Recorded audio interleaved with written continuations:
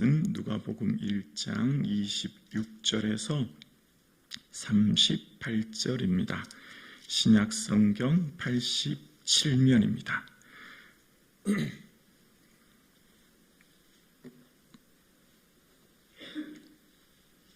누가복음 1장 26절로 38절입니다. 우리 함께 하나님의 말씀을 고백드리겠습니다. 여섯째 달에 천사가 가브리엘이 하나님의 보내심을 받아 갈릴리 나사렛이란 동네에 가서 다윗의 자손 요셉이라 하는 사람과 약혼한 처녀에게 이르니 그 처녀의 이름은 마리아라. 그에게 들어가 이르되 은혜를 받은 자여 평안할지어다. 주께서 너와 함께 하시도다 하니 처녀가 그 말을 듣고 놀라 이런 인사가 어찌함인가 생각하매 천사가 이르되 마리아여 무서워하지 말라. 내가 하나님께 은혜를 입었느니라. 보라 내가 잉태하여 아들을 낳으리니 그 이름을 예수라 하라. 그가 큰 자가 되고 지극히 높으신 이의 아들이라 일컬어질 것이요 주 하나님께서 그 조상 다윗의 왕위를 그에게 주시리니 영원히 야곱의 집을 왕으로 다스릴 것이며 그 나라가 무궁하리라. 마리아가 천사에게 말하되 나는 남자를 알지 못하니 어찌 이 일이 있으리까? 천사가 대답하여 이르되 성령이 내게 임하시고 지극히 높으신 이의 능력이 너를 덮으시리니 이러므로 나실 바 거룩한 이는 하나님의 아들이라 일컬어지리라. 보라 내 친족 엘리사벳도 늙어서 아들을 배었느니라. 본래 임신하지 못한다고 알려진 이가 이미 6달이 되었나니 대저 하나님의 모든 말씀은 능하지 못하심이 없느니라. 마리아가 이르되 주의 여종이오니 말씀대로 내게 이루어지리다 하매 천사가 떠나가니라. 아멘. 예수님 더욱 사랑하시는 저와 여러분 되기를 주님의 이름으로 축복합니다. 아멘. 이스라엘은 기원전 586년 바벨론으로부터 나라가 멸망하고 그런 후 400년 동안 이스라엘에 대한 하나님께서 침묵하심으로 이제 구약의 시대가 끝나게 되었죠. 그리고 이제 새로운 신약이 시작될 때 하나님의 놀라운 역사의 시작, 그러니까 거대한 하나님의 역사가 무엇으로부터 시작할까요? 한 여인의 순종으로부터 하나님의 거대한 하나님의 나라의 역사가 시작되는 겁니다. 여러분, 하나님께서는 한 사람의 순종을 통해 하나님의 위대한 역사가 이루어지는 겁니다.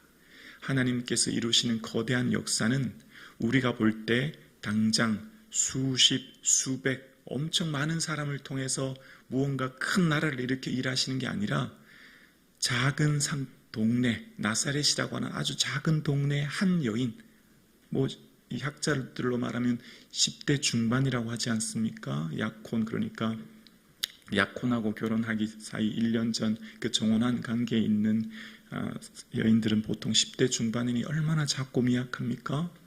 나사렛이라는 그 베들레헴, 이전에 스가랴의 얘기는 베들레헴, 정치, 경제, 사회, 문화의 중심인 베들레헴에서 시작되었지만 오늘 본문의 내용은 갈릴리라고 하는 나사렛이라고 하는 이름도 없는 동네입니다. 오늘날 우리나라로 표현하면 어떤 산골 동네라는 표현이 있는 거지요.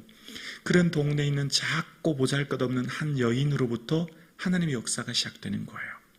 어떻게 해요? 하나님의 역사의 위대한 일들은 거대한 일, 무슨 이 하나님의 역사가 우리가 볼 때는 거대하고 큰 역사로부터 시작되는 게 아니라 작고 소소한 한 사람의 순종으로부터 위대한 역사가 이루어지는 거예요. 그래서 우리가 하나님의 뜻이라고 얘기하면 우리가 하나님의 뜻을 거대 담론으로 얘기하기가 쉬워요. 세계 복음화, 민족 복음화, 맞습니다. 그렇게 해야죠. 그런데 그런 거대 담론으로 말하기 전에 하나님의 역사는 나의 작은 순종으로부터 위대한 역사가 이루어지는 거예요.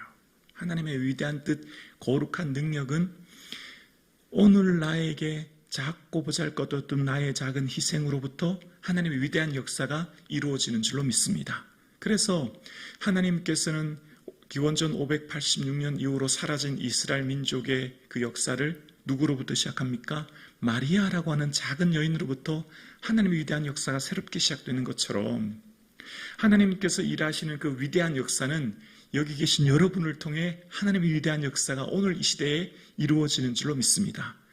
내가 뭘 하나님의 위대한 역사를 이룹니까? 나는 아무것도 아닌데요. 나는 자격도 없는데요. 여러분, 지금 여기 본문에 등장하는 마리아는요, 아무 자격이 없어요. 외형적인, 외모적인, 지금 이 시대에 무슨 로마 왕족이나 이때 당시 총독이나 무슨 권력 있는 사람도 아니지 않습니까? 아주 산골 작은 동네에 있는 작고 소소한 여인 아닙니까?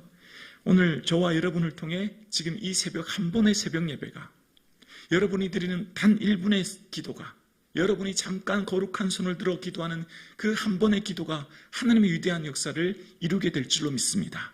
하나님의 일은 이렇게 시작되는 것이죠. 그러면서 하나님께서는 이제 우리에게 은혜란 무엇인가에 대해서 새로운 시야를 열게 하는데요.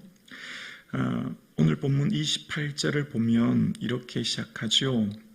그에게 들어가 이르되 은혜 받은 자여 평안할지어다. 주께서 너와 함께 하시도다 하니. 아멘. 여러분, 자격 없는 자가 거저 받은 것인 은혜를 표현할 때 우리는 여러분 흔히 은혜를 이렇게 표현하지 않습니까? 어떤 계획하는 일들이 잘 되거나 형통하거나 이렇게 축복을 많이 받았을 때, 흔히 축복을 많이 받으면 이렇게 많은 축복을 주셨습니다. 전적인 하나님의 은혜입니다. 이렇게 고백하잖아요. 그런데 오늘 본문을 보면 은혜가 무언가를 다시 한번 생각하는데요. 자, 여러분, 우리가 생각할 때 우리의 삶의 관점에서 모든 일이 잘 되어지고 형통한 축복이 은혜입니다. 근데 또 하나 은혜는 우리가 볼 때 우리가 볼 때 심하게 말하면 저주처럼 보이는 것, 우리가 볼 때 문제처럼 보이는 것도 은혜일 수 있다는 거예요. 여기서 우리가 좀 이해가 잘 되지 않죠. 우리가 볼 때 객관적으로 축복, 형통, 건강처럼 모든 것들이 잘 이루어지는 게 은혜지, 반대로 불통이고 화고 문제가 어떻게 은혜가 될 수 있습니까? 우리가 볼 때 이건 은혜가 될 수 없지요.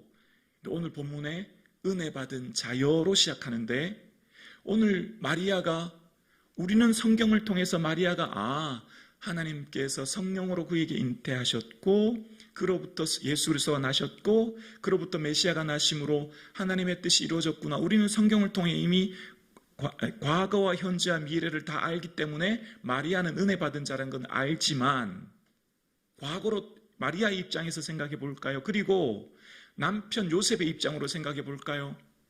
아니, 갑자기 마리아가 성령으로 잉태했대요. 마리아 자신의 입장에서도 이건 은혜가 될 수 없는 거죠. 화 아닙니까? 남편 요셉의 입장에서도 아니, 갑자기 내 약혼한 내 마리아가 임신을 했다니. 여러분, 이게 은혜일까요? 화 아닐까요? 불통 아닐까요? 고난 아닐까요? 하나님께서 하시는 역사의 은혜가 당장 객관적으로 볼 때 분명히 이거는 화이요, 불통이요, 어려움이요, 고난이에요. 그렇지 않습니까, 여러분? 여러분, 지금 이 상황이 그렇지 않냐고요. 은혜 받은 자라고 하는데 전혀 마리아에겐 은혜가 아니라고요. 어떻게 잘못하면 돌에 맞아 죽을 수 있는, 잘못하면 약혼한 요셉과 깨어질 수밖에 없는, 평생 그럼 결혼 못하고 불명예를 안고 살아야 되는, 이게 어떻게 은혜냐고요. 그런데 은혜 받은 자래요. 여러분, 여러분의 삶 가운데 지금 이해되지 않은 일들이 있죠. 분명히 이건 은혜가 아니고 화예요. 분명히 이거는 고난이에요. 분명히 이건 문제예요. 왜 내게 이런 어려움 주시나? 그런데 이것이 은혜라고 하는 것을 어떻게 알게 되죠? 시간이 지나고 나면, 마리아가 잉태하고 아들을 낳은 후에, 마리아가 시간이 지난 후에, 여러분, 지금 여러분이 만난 그것이 은혜가 아닐 수 있죠. 객관적으로 볼 때 여러분의 삶의 문제요, 어려움이요, 고난이요, 이것은 복이라기보다는 화에도 가까워요. 그러나 여러분, 그것이 비록 내 눈에 보일 때, 내가 볼 때는 그것이 이성적으로 합리적으로 보이는, 내 삶에 볼 때는 화로 보이는 이것이 시간이 지나면 놀라운 은혜의 통로요, 은혜가 될 줄로 믿습니다. 그래서 오늘 마리아에게 은혜 받은 자여 평안할지어다 주께서 너와 함께 하시도다 라고 말씀하십니다. 마리아에게 은혜를 말하면서 평안하래요. 주님이 너와 함께 하신다는 겁니다. 지금 마리아가 지금 도저히 이해되지 않는 이야기를 듣지 않습니까? 마리아 입장에서 잘못하다가는 이 인생 전체가 망가뜨려질 수 있는, 정말 내 인생 전체가 몰락하고 낭떠러지로 떨어질 수밖에 없는 그 절망의 이 얘기가 이 오늘 본문의 얘기 아닙니까? 그런데 평안하래요. 여러분, 우리의 삶에 고난을 이기는 힘은 평안인데요. 그 평안은 누가 주실까요? 주님이 주시는 줄로 믿습니다. 주님이 어떤 어려운 상황 가운데서도 남들이 볼 때는 저 사람은 어떻게 저런 상황 가운데 견디지? 저 사람은 어떻게 저런 가운데 어려움을 인내해내지라고 하지만 그 사람이 어떻게 그 고난을 이길까요? 주님께서 평안을 주시기 때문에 남들은 그 상황 속에서 뛰쳐나가고 견디지 못해서 그것을 벗어나려고 하지만 그것을 이겨나가는 힘은 주님께서 주시는 평안의 은혜인 줄로 믿습니다. 자, 그래서 오늘 다시 한번 30절에 이렇게 말합니다. 천사가 이르되 마리아여 무서워하지 말라 내가 하나님께 은혜를 입었느니라.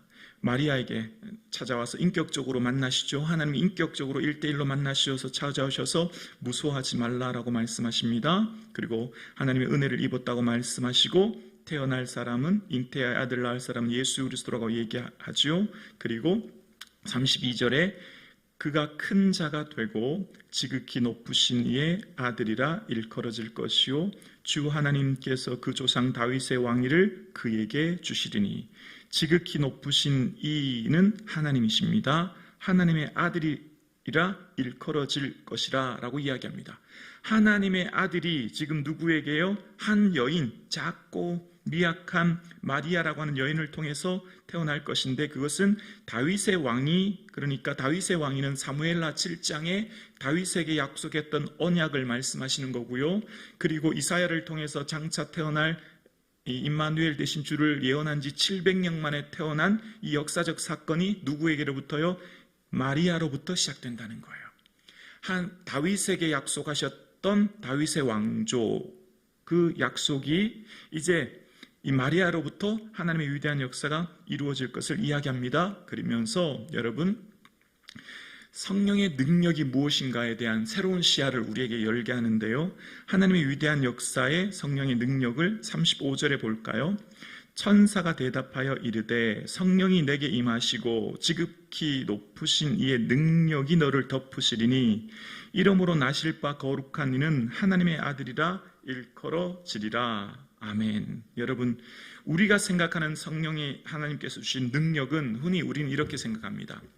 성령의 능력이 임하면 치유의 은사가 나타나고 예언의 은사가 나타나고 방언의 은사가 나타나고 뭐 이런 것들이요. 그렇지 않습니까? 하나님의 능력이 임하시면 병을 고치고 은사가 나타나는 것들을 흔히 생각합니다. 맞죠? 그것이 성령이 주시는 선물이요 은사와 능력입니다. 근데 오늘 본문에 보세요. 지극히 높으신 이의 능력이 마리아에게 덮어지자 마리아가 어떻게 되죠? 자기 희생을 하는 거예요. 하나님의 능력은 뭐죠? 자기 희생이에요. 순종이에요.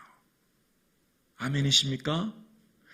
여러분, 우리가 하나님의 성령의 능력이 임하면 환상, 예언, 방언, 신유 맞지요? 그런데 그것보다 더 큰 은혜는 순종이죠. 어떤 순종이요? 자기 희생의 순종이에요. 내가 말씀에 순종할 수 있는 것, 그것이 성령의 능력인 줄로 믿습니다.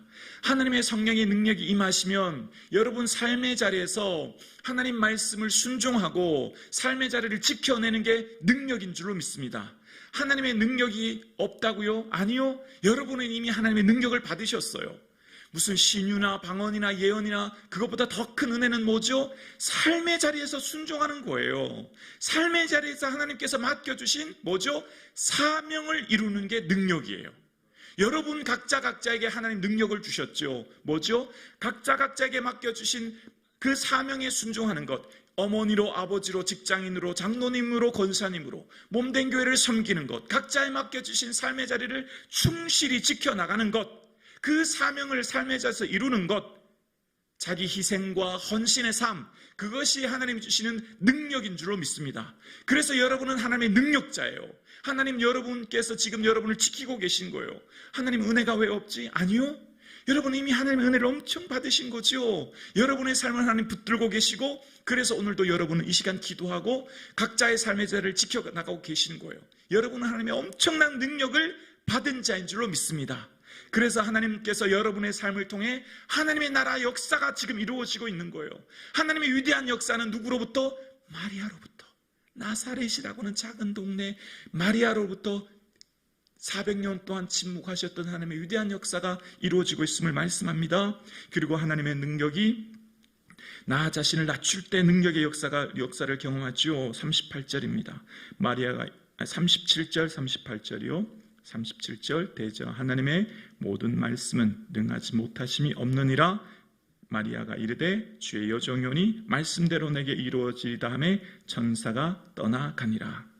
성령님이 하시는 일은, 성령님은 언제나 인격적인 분이세요. 성령님은 언제나 우리의 삶 가운데 강압적으로, 폭력적으로 할 수 없는 걸 억지로 하시는 분이 결코 아니세요.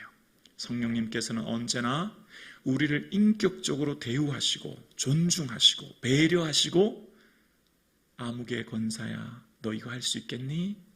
힘들고 어렵고 희생이 필요한 이 자리에 너 갈 수 있니? 너 질 수 있니? 물으시고 그 일을 맡기시죠.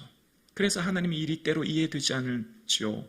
마치 음란한 여인과 결혼하라고 하는 호세아가 들었던 말처럼, 마치 예루살렘이 무너질 거란 말을 들은 예레미야처럼 하나님 말씀이 순종하기 어렵고 힘들지만 주님은 물으시고 내게 배려하시고 나에게 권유하시고 내 순종을 통해 하나님 위대한 역사가 이루어지는 거예요. 여러분, 새로운 한 해 주님이 여러분에게 원하시는 삶을 살아내시는 그 순종의 삶을 살아 하나님의 위대한 역사가 저와 여러분을 통해 이 시대에 이루어질 수 있기를 주님의 이름으로 축원합니다.